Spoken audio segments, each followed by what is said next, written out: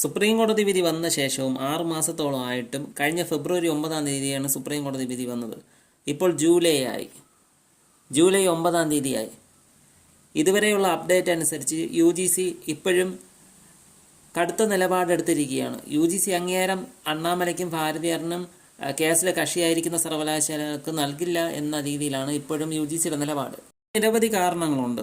ഒന്നാമത്തെ കാരണം, സുപ്രീം കോടതി വിധിയും അറ്റാച്ച് ചെയ്ത് കേരള ഹൈക്കോടതിയിൽ പോയിരിക്കുന്ന സർക്കാർ ജീവനക്കാർക്ക് തിരിച്ചടി നേരിട്ടുകൊണ്ടിരിക്കുകയാണ്.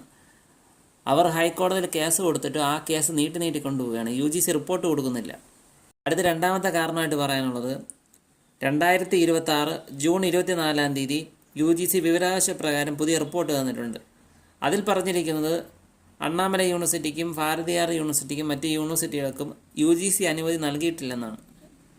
മുമ്പത്തെ കാര്യം തന്നെയാണ് ഇപ്പോഴും സൂചിപ്പിച്ചിരിക്കുന്നത് UGC.